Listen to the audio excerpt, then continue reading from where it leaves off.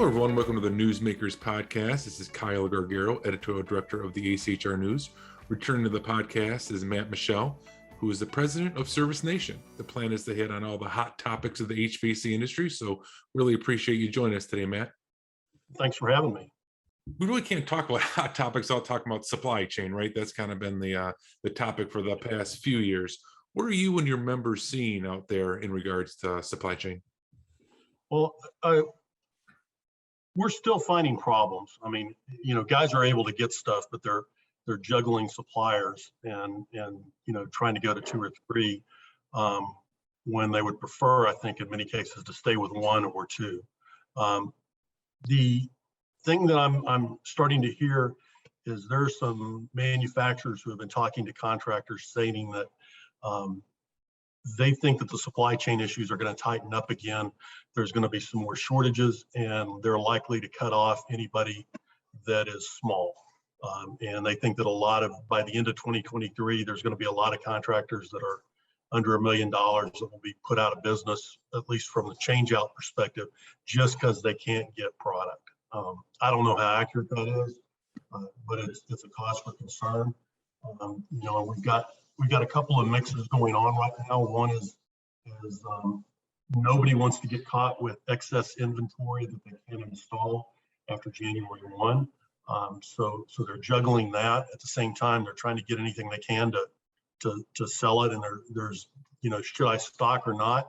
And then we also have a little bit of a bullwhip effect going on with the manufacturers, but it's uneven. So it's a strange time. And for contractors to get through this, they have got to stay in touch with their distributors and talk to them a lot and keep their territory managers, in their hip pocket almost. I thought you said bullwhip, which you wrote a column for the news about that topic. Can you explain it to our audience a little bit and how that affects them? Yeah, so the bullwhip effect is where there is a false sense of demand from the market. And it's like a one-time spike or something. And then there's a reaction upstream, distribution sees it, thinks, well, let's stock even more, and goes back up to the manufacturer. They start producing even more. And then all of a sudden we end up in a place where we have a little bit excess inventory in one area or another. And when that happens, if we get overstocked, and again, I can't say for sure whether that's happening to the HVAC industry or not. I see some signs that it is. I've had some manufacturers tell me that they're seeing it, but I've also had countering information. But if they end up overstocked, they will probably cut some deals with key select contractors, and you're going to see some pricing come down. Now, coupled with that, I don't know if you saw the news, like Pulte yesterday announced that there was like 15% of their customers backed out and canceled sales or purchases. Yep. So, we're seeing new construction getting impacted by interest rates, and we're seeing prices starting to come down a little bit, which is good, but or good for consumers. But the new construction side, if it fades, then that would support a bullwhip effect of potentially excess inventory on the new construction market.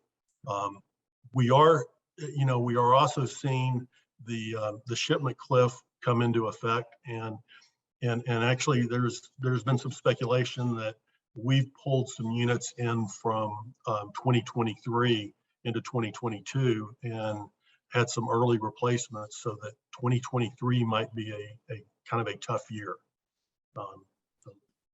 I just want to go back a little bit when we talk about those smaller contractors under $1 million that might be hurt there. Anything they can do to prepare or to kind of to stave this off a little bit? They're in the same situation with anybody else. They need to grow, right? So if they show growth and they're working with a manufacturer and they're showing growth, the manufacturer is more likely to keep them on board than if they're just kind of coasting. So I think that's one thing, is always show growth. I think that they need to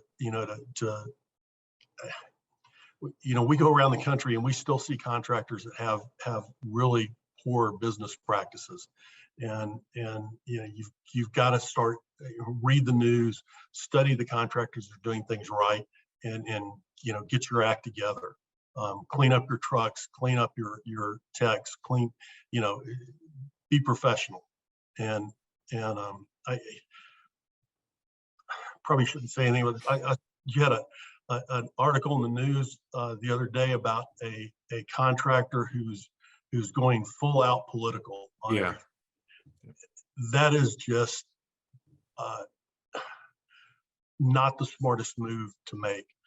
I don't care what your politics are. I care how well you can service my equipment. And if you bring politics into it, you're likely to turn off half the country. So you're saying possibly only needing half your customer base isn't a good idea? Yeah. Yeah. Jeez. Yeah. No, absolutely. Just one more question, I guess, on this is supply chain. I'm talking to a few manufacturers. It seems like it's becoming less a raw materials issue and more of a workforce issue where they can't get, as many people as they need in their factories. Are you seeing that same thing? So even if the raw materials loosens up, it might not solve the problem. It would not surprise me, but I'll be honest. We've heard some of that earlier on.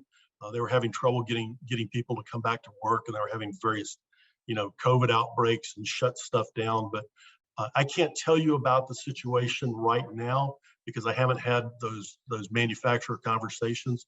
We'll probably have them in the next couple of months, coming into late August. So anything that I say would be speculation, and I don't want to speculate. Gotcha. And then kind of looking forward a little bit, you kind of teased it a little bit about maybe we've pulled some of those units ahead that were going to be done next year, but just kind of overall the lay of the land in HVAC, and then obviously it seems like a recession might be coming. Yeah, we'll know by the end of the week. Yeah, whether we're in one or not. But here's the situation that we've got. It's kind of it's an ironic situation. I'm one of the people who've preached for a long time to charge more, do a little bit less, make more money. Well, with all the price increases that the manufacturers have passed along, we find ourselves in a situation where the contractors that are passing those charges along are charging more. And the growth in revenue is hiding the reduction in the number of jobs being performed. So they're doing fewer jobs, they're charging more money, and they're making more profit. And so it's been a great year from that standpoint. But again, we're still seeing a situation where the number of replacements are dropping, and they will for 2023 and possibly 2024, I think. And then we'll have 10 years of great growth, steady growth. And that's the replacement market. And it's not guessing, because all we have to do is look at the AHRI shipment statistics and historical statistics, and we know what happened in the past, and that's what we're going to be replacing today. So, and it's been obviously a hot summer all over the country, and I'm assuming, does that kind of go into your thought process too? Like, the things are breaking this year because they're just getting used 24/7. Yeah, well, that's traditionally what we see. If we have a late summer, replacements get deferred. If we have a hot summer, replacements get accelerated. And this year we've got the same oceanic patterns. If you read some of the meteorologists, we got the same oceanic patterns with the La Nina that is very similar to what occurred in 2011 and in 1980. And those are the two hottest summers in recent memory. So we have to go back to the 30s to find summers hotter than those two. Right. So I think it's going to be a nice hot summer. It's going to be good for contractors. The challenge is to keep from burning out your people, and with the, it's harder to find techs than it is to find customers. So right. You got to take care of your people and make sure that you aren't stressing them too much. Right. Go ahead. Oh, I was saying, and if we do go into a recession, which seems like all signs point towards, but whether certain people want to identify it as a recession or not, it'll be technically a recession. What should contractors do? I've heard you talk about this before in terms of marketing. Like, usually when you're making less money, the thought process is to pull back, but that's not really what you should be doing, right? Yeah, what I call it is some guys panic and they turn turtle, right? So they close up in their shell. And just at the time when it's harder to find a customer, they're doing less work to find a customer. And the contractors that are aggressive in downturns, this is when you can gain share. So the contractors that are aggressive in downturns will pick up share. And the analogy that I use a lot with people is, it's like you're running in a 5K race and you get into a headwind. And some of the runners are going to get tired and start to walk. Some are going to sit down and catch their breath. But if you put forth a little more effort, you can maintain your pace. You can run at the same pace you were going before, but it will create an enormous distance between you and your competitors put out, and they won't be able to catch up. And so I think that's the same analogy in this. And look, the recession is not going to be that deep. Even if it's as deep as the recession of the Great Recession, that was down less than 5%. Now, you tell me that a contractor can't make up 5%. Any contractor can, just by working harder and putting forth more effort. And if they maintain their advertising, they actually step it up some. This is an opportunity to really make some gains that will set them on a good pace for years to come. If the business wasn't going to make it through it, it probably wasn't a business built on a solid foundation anyway, right? Exactly. And there's the good things about a recession is the economy needs to go through it. I mean, it's painful, but we're going to be better when we come out the other end. And it has the chance of breaking inflation. And it's hard with all the money that's been printed and thrown into the economy. But if we can, between interest rates hikes, quantitative tightening, and a little bit of a reduction on the demand side, and we can fix some supply chain issues so that we can improve the supply side, we can come out of this and potentially have inflation back under control. And I think everybody wants that. It won't do anything about cost-driven inflation, which is related to energy prices, which is a whole nother issue and subject. Right. But that's fixable too if we have the will. I also want to touch on private equity with you. Obviously, we've seen that grow exponentially here in the last couple of years. Just from your personal perspective, is it good or bad for the industry? It is good for the contractors that are able to grab the brass string, and it's good for some guys that are able to grow into better positions and acquiring other companies and kind of this is an opportunity for them to do a lot more than they would if they were just a contractor growing their independent business, if they become part of the organization and vault up through it. There's good in all of that. I also think that there's some bad that's part of it, and I think it can be, when the leaders leave the company, if there's not a management team put in place that's trained and ready to step up, you're going to see a lot of contraction, and the technicians are going to leave, because they're not, and if you end up with a private equity group that starts letting the bean counters drive the story, we've got the same issue potentially coming up. And I think there's going to be some that will survive, and I think that there's going to be more that will fail. And once one fails, you'll see others, hurrying for the exits, and there'll be some fire sales, and some guys will buy their businesses back. So, so this is the thing. You're going to have some contractors out there that are pretty good, savvy operators. They're going to be out of their non-competes, and they may buy their old companies or start another one. And now they've got, they got $10-20 million that they're sitting on. So they're going to be well-financed contractors. So, I feel like a few of the listeners might have seen this movie before. Yeah. How do we're talking about the smaller guys earlier, kind of in this regard, how do the smaller guys compete against these bigger businesses? It feels like a little bit of it like the Kansas City Royals payroll against the Yankees or the Dodgers payroll. They've got to be nimble, and they've got to, an independent local contractor will always outcompete a big national contractor. If big national contractors, if that was, If that was the way of the future, Sears would still be around big time in HVAC. Right. You know,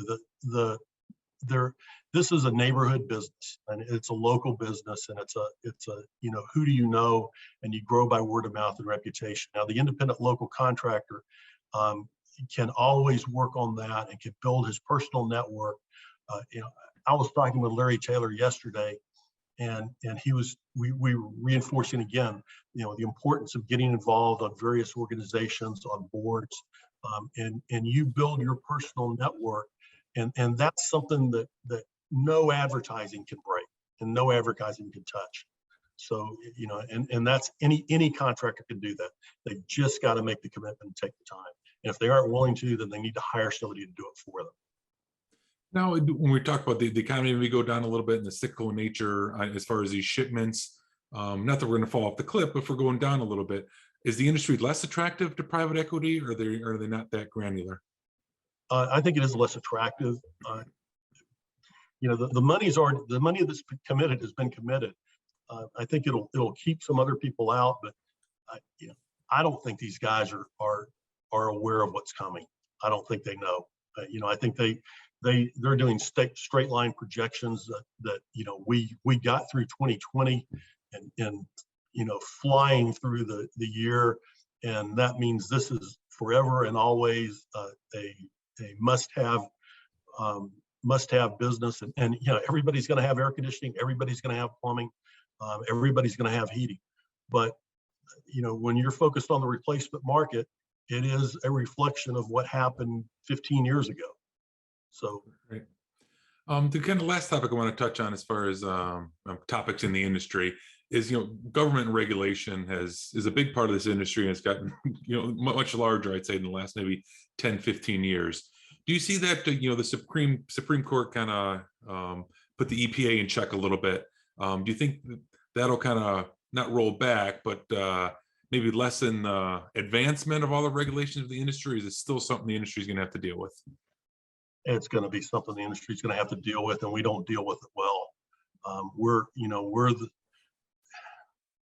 I think the HVAC industry has gotten kicked around a lot by the EPA and the DOE, and we don't fight well. We aren't organized. We don't have a unified voice we speak with. We have different trade associations for each level of the industry. If all of them could speak with a united voice, we might get somewhere, like they've got in Canada. But at this point, I don't see us being more effective in influencing government. If anything, we're probably going to be less effective in influencing government, and we're easy to pick on, and then we're something that the regulators can point to as a victory, and I just don't see that changing. It feels like there'll be some kind of new efficiency standard starting January 1st, then January 2nd I'll start getting press releases about what they're planning for the next one. It's like the industry can't even take a breath. Yeah, no, they already are, and we retooled from R22 to 410A, and now we're having to retool, and we don't even know what refrigerant it's going to be. We've got competing standards, so now you're going to have guys carrying 4 jugs, everywhere they go, and how many times are we going to end up with a tech charging a system with the wrong refrigerant? Right. We don't have anything to necessarily clearly distinguish it. There's going to be mistakes that are made. I mean, you've got situations where installation crews make a change out at the wrong house. Yes. You're going to have mistakes. Yeah. Also want to bring up Service World Expo. I know 5 or 6 years now. I'm sure you'll have the correct number, but it's really been a great show that has only grown. So maybe talk a little bit about contractors who have been there, what's new this year, maybe people that haven't gone. Just kind of explain it to them if you would. Well, it's going to be held in Tampa, Florida, on October 18th to the 21st. I encourage everybody to go to this. I mean, there is so much information that's gained just from talking to other contractors and the networking that occurs. And we create networking events for people. So every evening we create opportunities for people to network, get to find out what's going on with people who aren't your competitors, but are in your world. And that's valuable. Zig Ziglar said that motivation is like bathing. You don't need to do it every day, but he highly recommends frequency, right? I like it, yeah. And we've got one of the keynotes is Tim Tebow, and another keynote, which I think everybody knows is the Heisman Trophy winning quarterback for Florida, and then went on to play for the Broncos. And then we've also got Scott Mann, who is the head of an organizer of Operation Pineapple, which got all the people out of Afghanistan, and he's going to be there talking, and he's going to have one of the people that he brought out with him, I believe. Those are just two of them. Plus, we've got all these breakouts with contractors dealing with very specific things, and it's all the topics that our members want to hear, and it's open to everybody in the industry. And then the trade show, we've got a record show, it looks like, this year. This is the largest trade show that's focused on the residential market. And Service World is not laid out like a grocery store with rows and aisles. It's laid out like an IKEA. So it's sort of serpentine pattern. So, if you get in there, you can get lost. And then the idea is that the exhibitors practice means of engagement with contractors, because contractors are kinesthetic learners, so find ways to get them involved, to touch and feel things, and how can we make this to where each individual booth is a learning opportunity. So that's all the stuff we're working on. Well, getting lost in a room full of new HVAC products and technologies is probably a HVAC contractor's dream, right? It is. I mean, look, the show, the show is bigger than ever. And just to wander through it and to visit the different booths and walk up to them and say, hey, tell me how you can help me make money. And we encourage people to ask that. And then we try to prepare our exhibitors that they're going to get asked that. So think of how they can give a 30-second or 3-minute seminar to a contractor to show him how he can make more money or save time or make his life better. And that makes it valuable. You touched on it briefly, but maybe just to reinforce and make sure everyone knows, you don't have to be a Service Nation or Service Roundtable member. It's kind of open to any contractor in the industry who just wants to learn, network, and find out some new products, right? This is open to every contractor, and we'll be pushing it heavily as we get closer to the date. And really, this is the best learning opportunity of the year for the industry. And COVID's over. We're done with that. Come to Tampa. It's going to be a great time. You'll have fun. You'll recharge.